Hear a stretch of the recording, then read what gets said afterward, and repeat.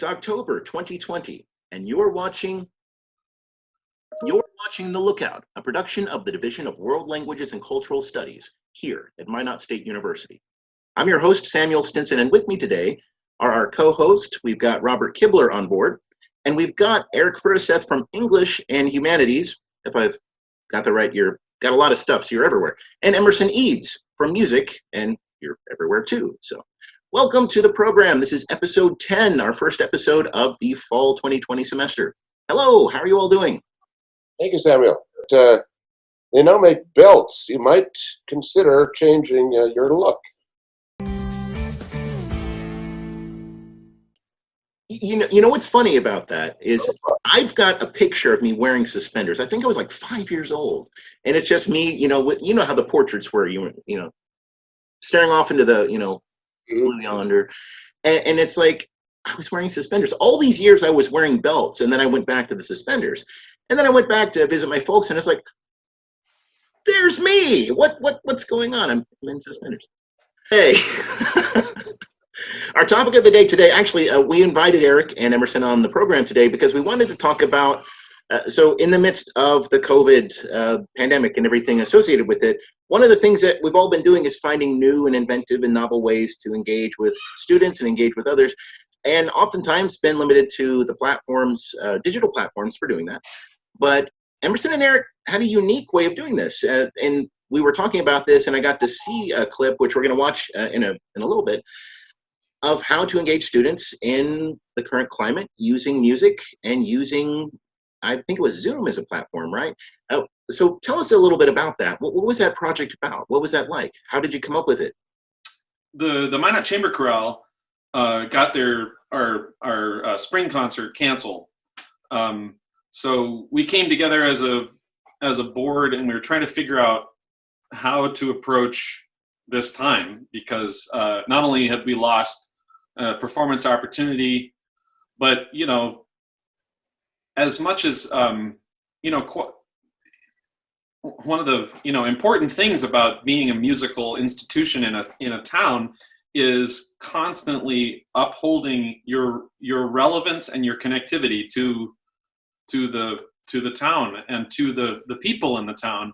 And so I worried, and so did the other people on the board, that was going to erode further with just people being isolated at home. And so I presented to the board that we do a poetry contest, and this is where Eric comes in, because none of us are are experts in poetry, and so we put out a notice to the high schools all around the state of North Dakota, and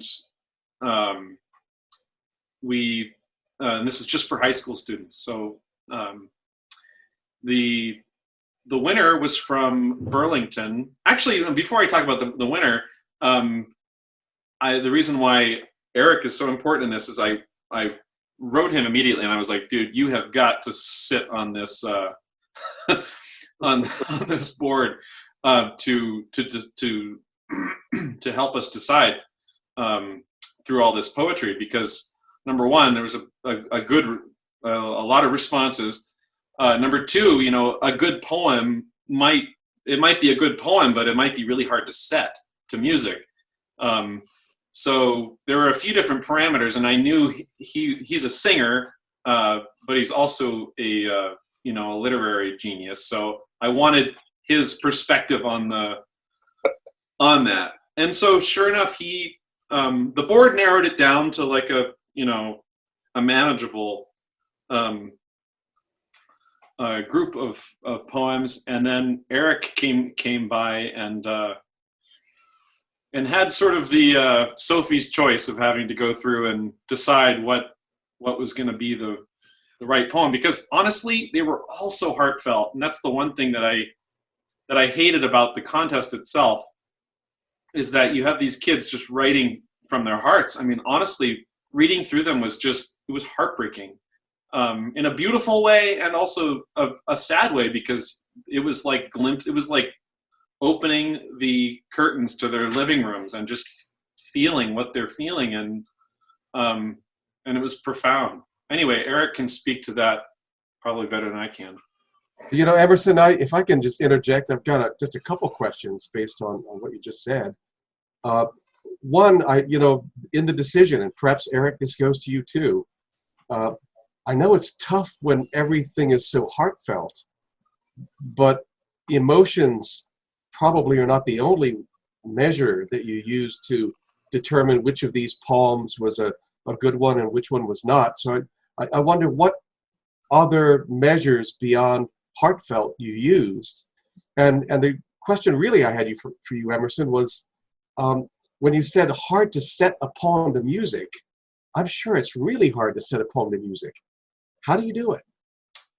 Like words make the music for me. And in kind of a way that I can't describe academically, just because, first of all, composition wasn't my academic pursuit. It was choral conducting, because composition for me has always been so much of an innate sort of discipline that I do when I go home and I have a little extra time.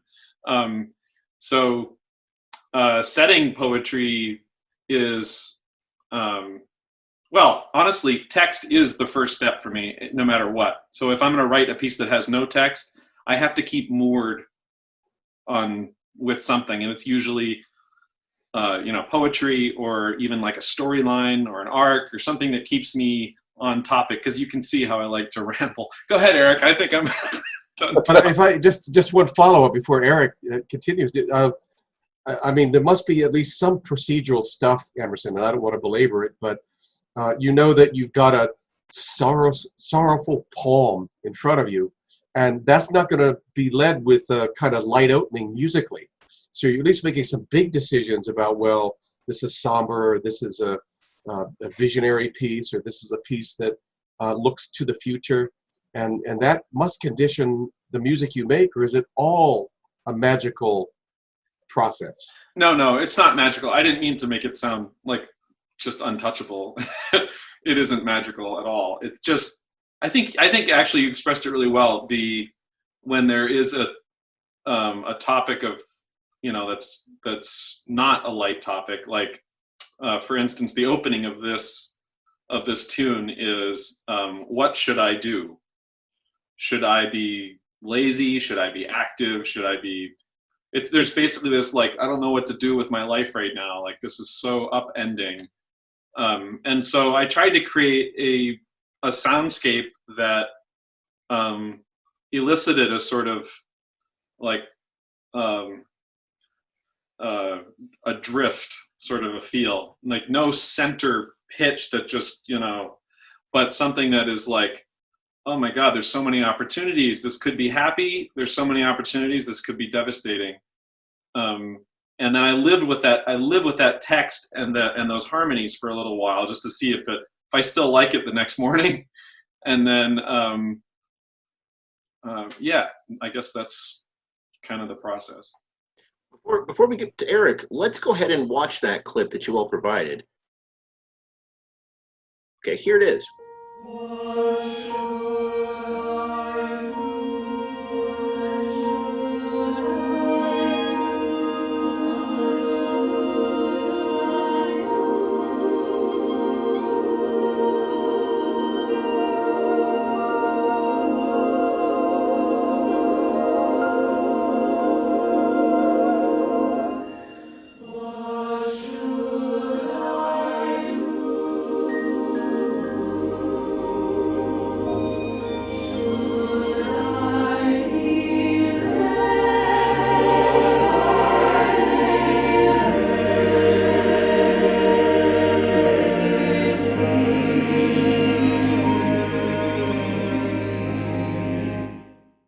Tell us about that. What was it like putting that together?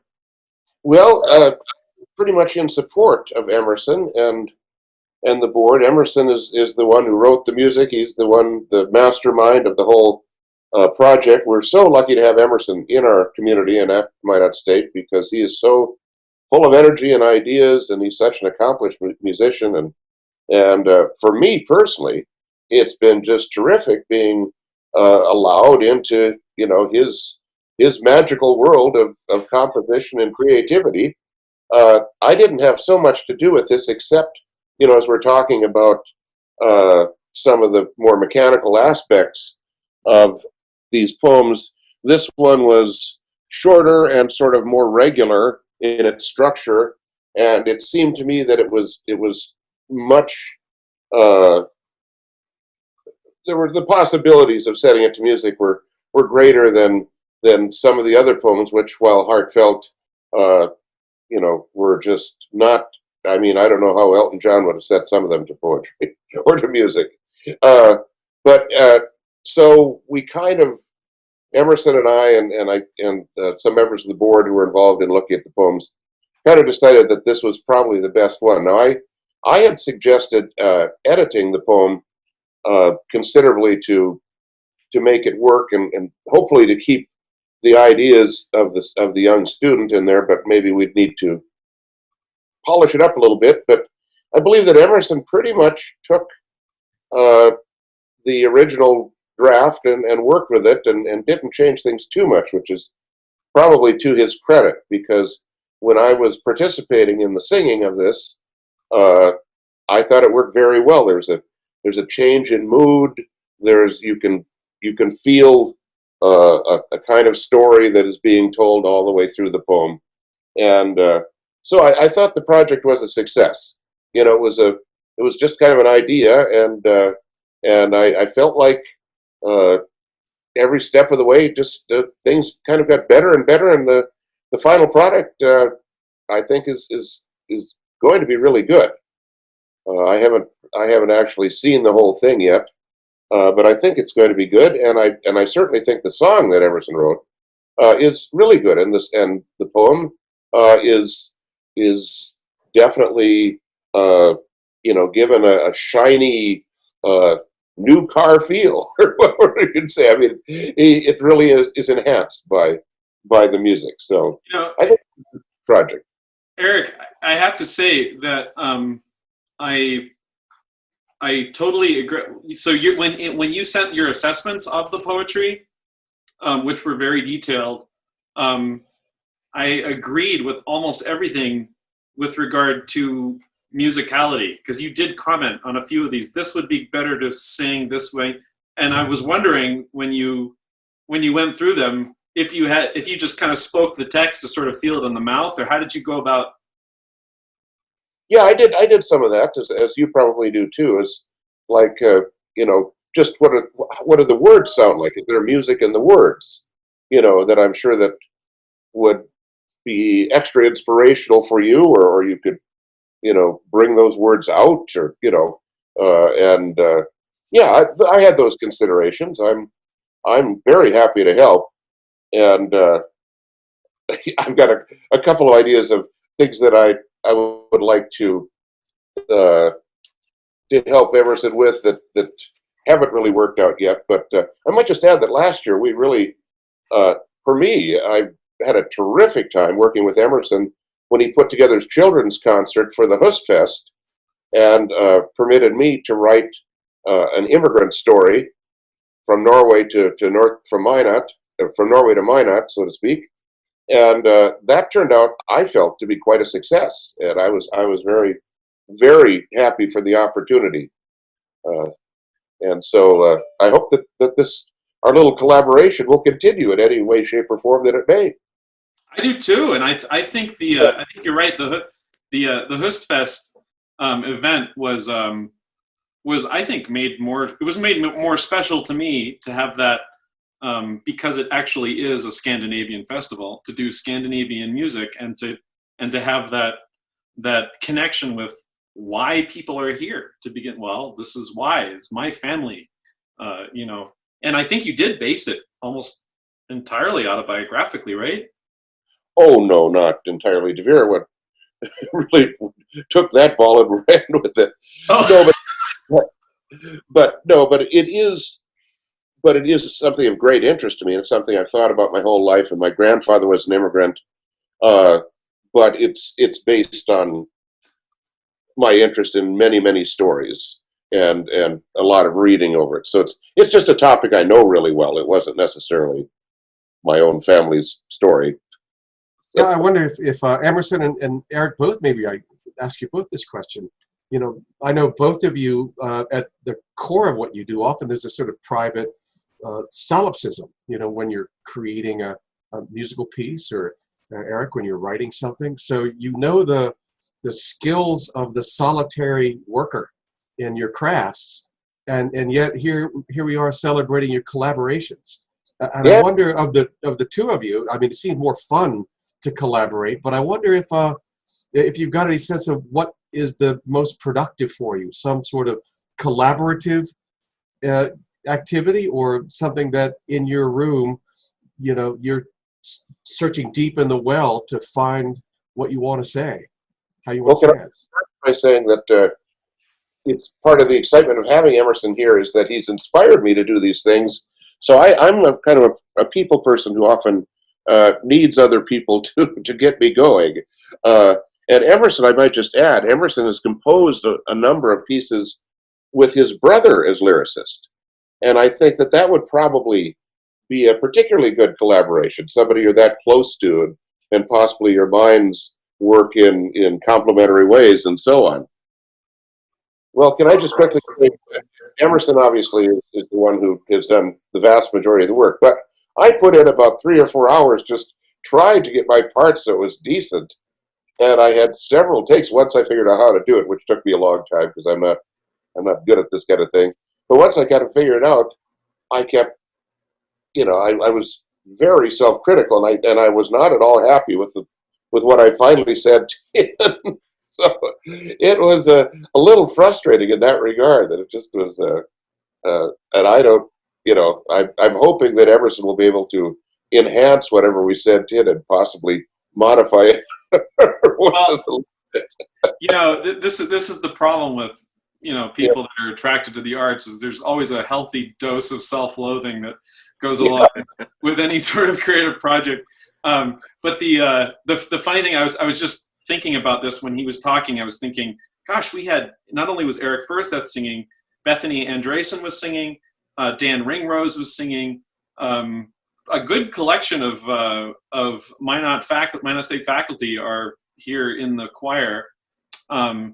And, you know, he really doesn't do himself a justice with that, you know, because he is like one of the few bass twos that we have, that like when he roars down there on a low G or a low E flat, the room just goes, oh.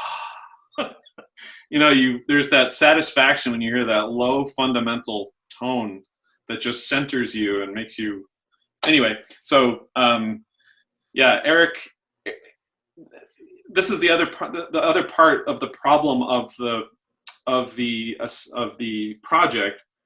No one goes to a virtual choir video in order to experience what it's like to sing in a choir, because, like you brought up, Robert, it is completely solitary singing, and then you're faced with what you just did, and you are no longer the you know, the more than the sum of the individual parts. You are just you, and that sound is, I mean, who likes to hear their recorded voice on tape? No one likes to hear their recorded voice, or very few. And you know, when you're faced with that, and especially the three, that probably is about right in terms of time. It does take a lot of time to do those videos, and that's why I was so thrilled that the Minot State University choir that I conduct, almost all of them participated in it, and it adds a whole new dimension to because here the poetry is from a high school kid.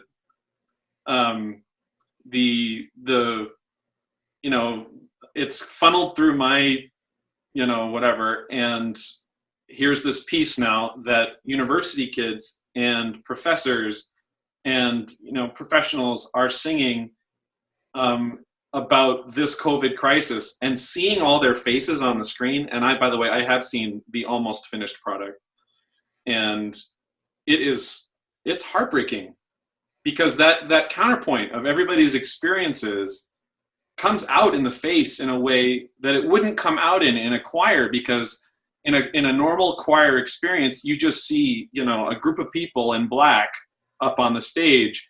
In this, you see everybody up there at different times, and you get to see someone's face being like, you know, really excited and animated, or, you know, full of, you know, empathy and compassion. And there's so much more. I think there's a lot of impact in it.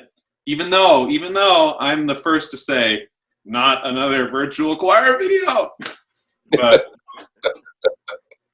you know, when I watched that though, I mean, I was watching how it was orchestrated, like the fading in of the parts, right? It's like, you know, the first set and the second and the third. And it was fascinating to me though, because it seemed like all of the singers had a certain self-awareness, but they were all in harmony. I mean, they were coming in together as a set. So I think there was that illusion that even though it was that alone singing act, I mean, it just felt like, and with the music, I mean, it just felt like that it was complete. So I guess, what is that with the orchestration? Is that what brought it together? Was it through the editing? Was it both? Well, I would, first of all, let me say that it was each individual person taking, you know, 3 to 4 hours to record their particular track, number one. Mm-hmm. And number two, that was also indicative of the years and years of experience of singing in choirs. And for the university choirs, actually a lot of them buddied up and sang, you know, helped each other do it. One student that comes to mind is Joanna Miller, who like used her computer to make everyone come through and sing, because just the electronics aspect of it is daunting too. But having said that, the maestro of this project is not me. It is the lady who is doing this electronic, all the production of it. And her name is Laura Sam, and she's in North Carolina, and she's one of the premier virtual choir producers. And we were very lucky to get her, because everyone's on her right now during this time. She just did some great virtual choir videos for, I think, the Viking chorus for St. Olaf, and like the maybe even Concordia. I don't. She's working with some big boys in the choral field, and she was not going to accept our project because it was so. It was right within this time of having lots and lots of projects, and she decided to do it. But she asked everybody that submitted a video to also submit pictures that that described aspects of the song, like for instance, activities they did during COVID, maybe signs, people in masks, businesses that are closed, stuff like that. So there's this wealth of photography. And Josh Strong, there's some pictures that Josh Strong is featured in this video as well. We're very grateful for, because it brings a spotlight to the area, not just the music. It brings connection to the geographical place and the people in it. Well, you know, Emerson, I would just, if I could very briefly say, I know we've got to end here, Samuel, but I think you're all wizards, and it's an extraordinary thing to be employed at the university with you. And you can feel the creativity in the air, even though we have to now reach across and feel it digitally. So I really, really admire all of you guys and your creative products. But what's really important to me, what's really at the center of this next question, has to do with you, Emerson, and another real talent that I understand you bring to Minot, that you were once a professional house painter. And I need a house painted. Hey, I'm in. Are you in? Yeah, it's really funny because I did house painting, not more commercial painting than residential painting, but I did it for a number of years, helped pay for my undergrad, and learned a lot about, you know, sweat and making a living. And this year, the homeowners association that I live in needed their building painted, and so they were going to hire it out. And I was like, "Hey, I can paint." So I gave them a bid and did it. And then the place next door wanted theirs done, so I did theirs. So 6 complexes in each, in the and then Halverson got a house, and I was like, "Hey, use me as your painter, and I can use you as my editor," or something like that. So who knows what'll come of that? Another collaboration. Yes, another collaboration. Before we go, I have a quick introduction to our last bit, which is going to be our lightning round. These are some questions that we were thinking about asking, but we didn't work into the other part of the interview. Okay, so essentially what is this? I'm going to fire off a question. I'm going to name you, and you've got 30 seconds to give a response. So see what we can do with this. 30 seconds response. Okay, so Emerson, you just answered this question. I'm going to pose this to you. Eric, 30 seconds. What was the strangest job you've ever had? Oh, I worked nights at a place that turned low-grade lignite coal into offshore drilling mud. And one thing I remember about the place is that we had a warehouse full of all these different brands of bags, bags with all the different brands. And they all were filled out of the same pipe. And we'd fill them up and load up these railroad cars. I imagine they had different prices, whatever, but they were all from the same pipe. Wow. It was kind of like working in hell, though. And I was there by myself most nights. So it was pretty awful. Oh, wow. All right, that is now the end of our lightning round. I know it's a short lightning round. We just did it. Usually it's a lot more. Actually, before we go, I've got to show you this. So our sponsor this week, we don't have sponsors, is Poddex. Is that backwards, or can you see that? Poddex. This is an interview deck. So check this out. If I can get this open.